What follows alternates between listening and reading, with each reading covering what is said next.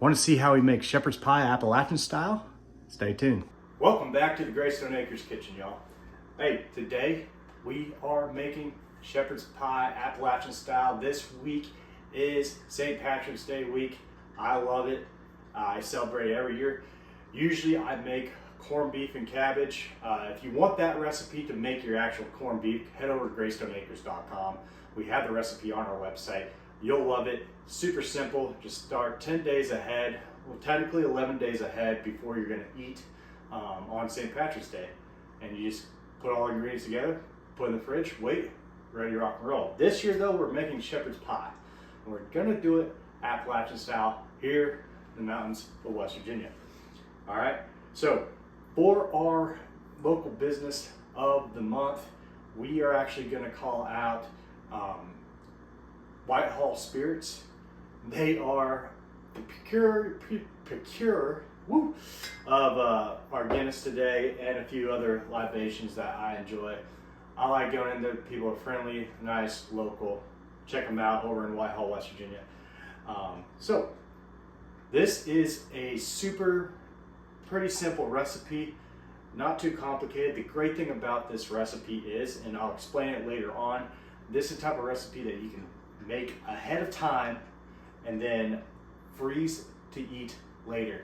This recipe my wife made when our child was born.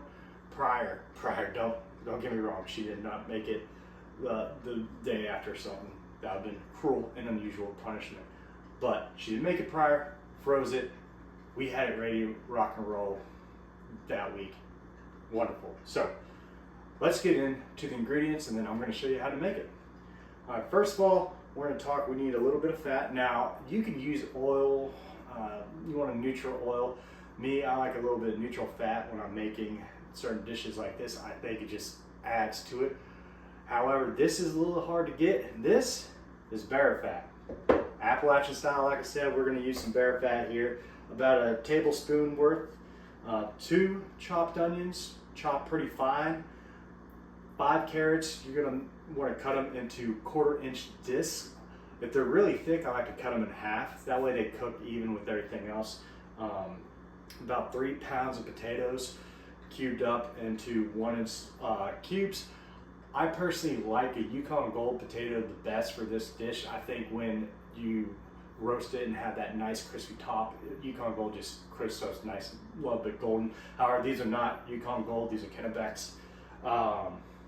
Let's see here. Most important ingredient. 2 pounds Graystone Acres ground beef. You want a lean ground beef for that, and our ground beef is lean. We are grass-fed, grass-finished. Nothing added, just what is intended to raise these cattle on pasture. All right, so 2 pounds worth of that. And then we're gonna come and get you about 6 cloves of garlic. I like a lot of garlic in everything I cook, so 6 cloves of garlic with that. Then about, where's my tomato paste? About 2-3 teaspoons of tomato paste. Don't worry, I will have these ingredients actually listed out with directions on our website after we post this video. And then we're gonna do, it is a 1/3 of a cup of flour, all-purpose flour, nothing special there. This is home milled flour though. And then we're gonna do 1 whole bottle, 12 ounces of Guinness. I like to cook with the extra stout. I think it adds a little bit more robust flavor. That's just me. You can go regular drought or regular plain old Guinness, but I like the extra stout to cook with, make an Irish stew, this dish and a few other dishes. I just think it works a little better. Another great secret ingredient here are bone broth. Hey, you don't need to go to the store and buy your own. I get it, it's convenient, it's nice. I'm telling you, go to our website, buy some soup bones, make your own. You will not be sorry. Really easy to can, Okay, we're doing about a cup worth of that. So whole beer, cup of that. Do about 2 teaspoons or a 1/2 teaspoon of dried or 2 teaspoons of fresh thyme. I did not have any fresh thyme. It is March right now, and we don't grow anything indoors. Maybe I should start. That's neither here nor there. Then we want about 3/4 of a teaspoon of Worcestershire sauce. And then we have about 3/4 cup of heavy cream. You want to warm this up for the mash, okay? And then, oh, I don't have it out here, but 4 tablespoons of butter. You should have butter everywhere in your house. If you don't, I don't know what to tell you. And then about 2/3 of a cup of frozen peas. You can use fresh peas. I've done it before. It works great. However, again, middle of winter, I like this meal during the cold season. This is a stick to your bones type of meal. So frozen peas it is. And that's pretty much it. A little bit of extra gear you might need for this. Small Dutch oven. And then this is the pan. Let's say you're not going to eat this tonight. You're going to save it. You're going to freeze it. Get you an 8x8. This is not exactly an 8x8, but it will do for this. This recipe does make 2 8x8 pans for this, so you can actually freeze it. The other optional ingredient for this, cheese. If you like cheese on top of your potato mash, once we get to that step, when you put it in the oven, go right ahead, had it that way, amazing. The other thing is an egg wash. If you want to do a nice little egg wash on top of your potatoes as well, that makes them brown really nicely, looks really nice, very presentable. I do that as also. The only thing that is missing, that extra equipment, is a stock pot to make the mash. All right, so that's pretty much it. That's all we have for ingredients. Now let's get to making the food. All right, so what we're gonna start with actually is, we're gonna start with our potatoes. Get them all in there. Oop, dump one. Oh, did you go through the grate? There you are. Boom. All right, don't worry. I'll wipe down the stove. Get our potatoes in there, and then we're gonna put in about a tablespoon of salt. Yay. Boop. All right, and we're gonna actually get this fired up. We're gonna bring that to a boil. Line that up better. Okay, always try to do your potatoes first. Start it first, because this is gonna take the longest portion of this, is getting that water to a boil. All right, so we're gonna get that to a boil, and then once we get to the boil, we'll cut it down to a simmer. In about 20 minutes, those potatoes will be ready to rock and roll to make a mash. All right, next we want about a tablespoon of fat. Again, neutral oil, neutral fat. We are using some bear fat, Appalachian style. All right, now we want to get that to about a shimmer. And then we are going to add our carrots and onions. All right, our bear fat is translucent. And we are going to carefully slide in our onion. And our carrots. Beautiful thing about doing this live, y'all can watch me spill some things.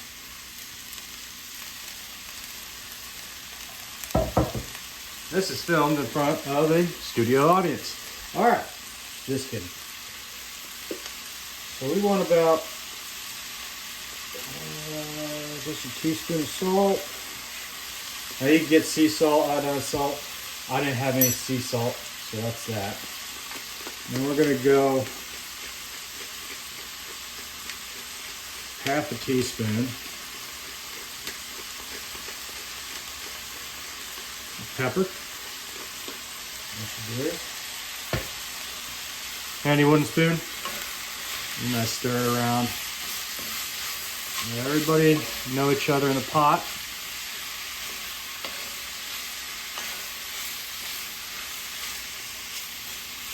All right, this is gonna cook until soften about 8 to 10 minutes. And then we'll just move on to the next step. All right, so our carrots and onions are softened. We're gonna add our beef in here. All right, 1 spoon. I'm just gonna get that broken up. Now you want to brown it, however, you don't need to get it like, there's certain dishes that you really want a crispy browning, that Menard reaction, you know. This doesn't really have to be it. Oop, our potatoes are boiling. I'm gonna turn that down to a simmer. Look at that. Look at that double action here. Whew. Anyways, you want it to brown a little bit, get a nice brown color. But as for like a super Menard reaction, you don't need it a ton. Ooh. Calm down, potatoes. All right. So this will be about, break it up, stir for about 5 minutes, really get it all nice and brown, and then move on to the next step. All right, so our beef here has been completely brown. That's all you're trying to get all the pink out of it. That's pretty much it for this dish. All right, now the magic tool. Once again, I love this thing. Boom, look at that. Garlic. So we're gonna add our 6 cloves of garlic.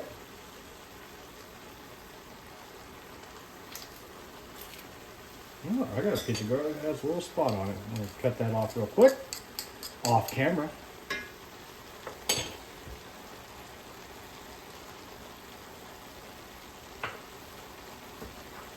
There we go.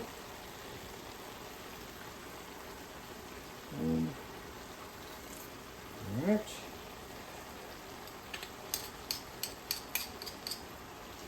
All right, we got our minced garlic in there.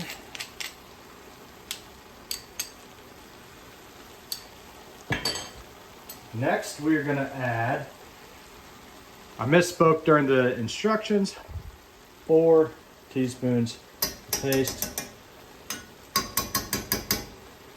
1, 2, 3, and if you see, I'm not exactly, it's never exact science with me.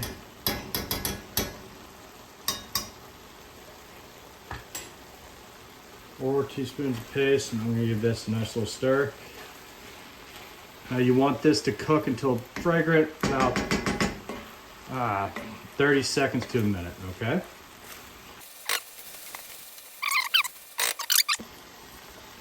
Okay, we're smelling good over here. We add our 1/3 cup of flour.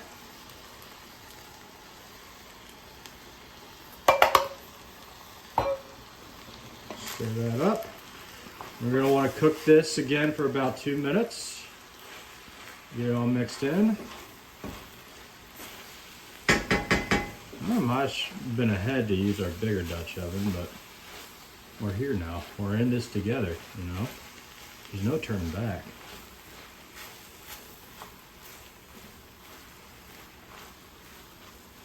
There we go. We're going to cook that for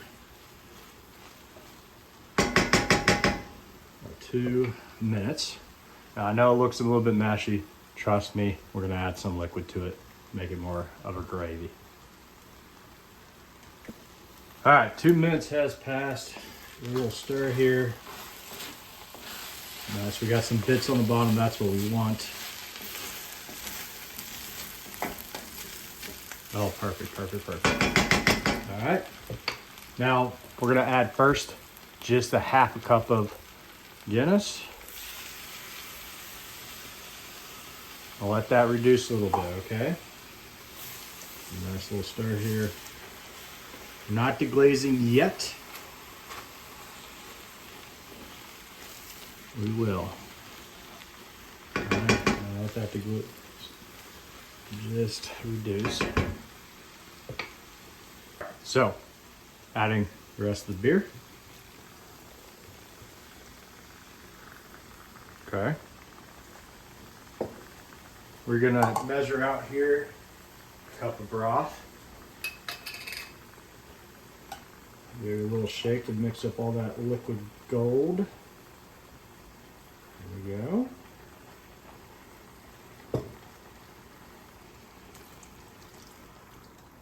We're gonna add thyme and Worcestershire sauce real quick. All right, so adding our thyme.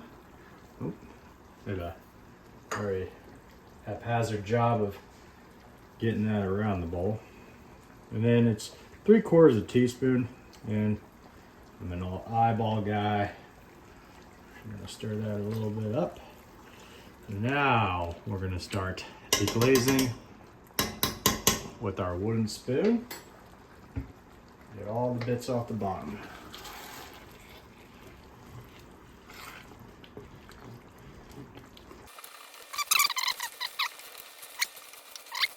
Yep, simmer for about 6 or 8 minutes, and then divide. All right, our meat mixture is still simmering, okay? However, our potatoes have finished. Now, how I was taught growing up to test potatoes done or mash, find yourself potato and you just stab it. If it goes in easy, yep. Sorry, I know I got a bad camera angle, but goes in easy, doesn't stick. We're ready to rock and roll. All right, so now we're gonna drain our potatoes in the sink and I'll bring it back. Before we drain our potatoes, I wanna show you, this is why I like these types of pots, because it has the spouts on the end. You got your large, small, slap that puppy on, obviously mitts, drain, get all the water out, boom, you're still ready to go. You don't have to create an extra dish. All right, we're gonna stir in our cream and boom, potato masher. Now, hey, you can actually use a hand mixer for this. That's going completely fine. For regular mashed potatoes, I agree with that because it could get them pretty smooth. I don't know why, but for shepherd's pie, yes, I like a smooth mash, but I don't mind a little bit of potato bit, a little bit of bite to it. So I'm gonna use my hand masher here. All right, we got our cream pretty much mixed in there. Now we're gonna add our butter. I'm gonna go grab our butter real quick. All right, we got our butter here. I like to put them in sections, that way you don't have just one spot. Hey, Freya. Oh, Freya showed up. All right.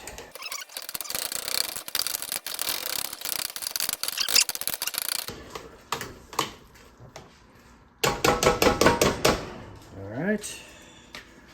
And we're gonna cut our fire to our mixture. Now we're gonna salt and pepper to taste. All right. I'm gonna palm just a little bit of salt in there. Okay. Now I like a good bit of pepper in my mashed potatoes.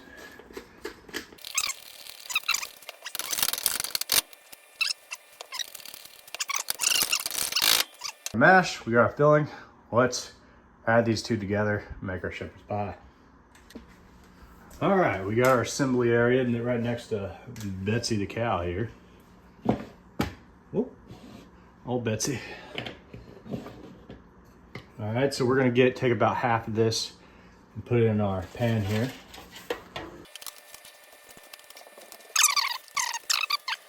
Should be pretty darn good. Okay.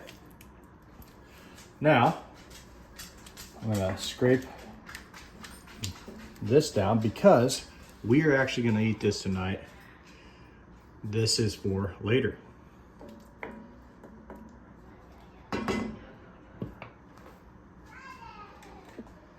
Okay, so frozen peas, you want to cover pretty evenly with the peas.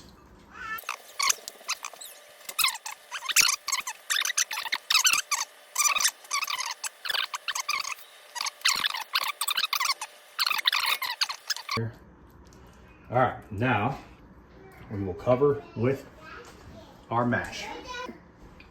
All right, so we are going to cover.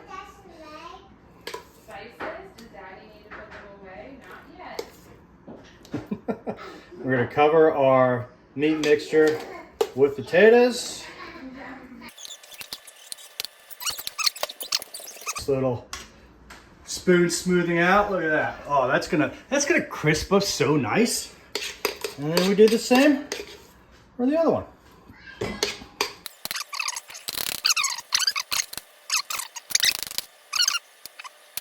I'm gonna scrape the rest of this pot the best that I can to get this covered a little bit better. And then I will show you what you need to do to, or tell you what you need to do to store it in the freezer. All right, so I tried to get, I'm like an inch off. I'm an inch off, but I tried again. If it's an 8-inch pan, 8x8 pan, it's stopping right here. Plenty of potatoes for this recipe. So just make sure you get yourself an 8x8 aluminum pan. All right, to store this in the freezer, get some cellophane wrap, some plastic wrap, put it down, then aluminum foil on top, set it in the freezer, you're good to go, all right? Now to reheat this is gonna be a little bit different than cooking straight fresh. So to reheat this, you cook this at 400 degrees for an hour, all right? But if you are not going to freeze it, do what I'm doing, freeze one, have one for dinner. You are gonna put this in the oven at 400 degrees for 40 minutes, okay? So, yeah, couldn't get it all the way there, but plastic wrap, aluminum foil, and then we're done with this one for today.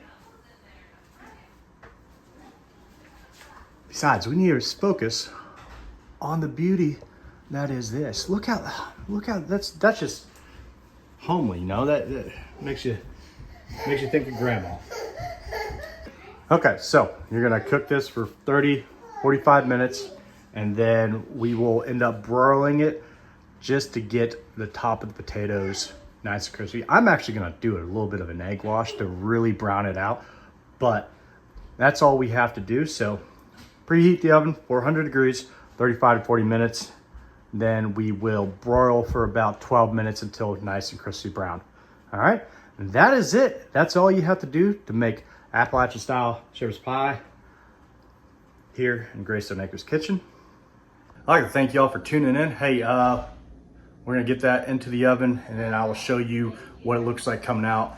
And then pretty much you make a vent hole in the center for the mashed potatoes. I like to put my egg wash off, and then I'll show you the finished product. Again, thank you for supporting the channel and or our page. And please go, if you're local, please head over to our website, get you some ground beef, get you some soup bones, make this at home. You won't be sorry. Thanks for tuning in. Have a good day.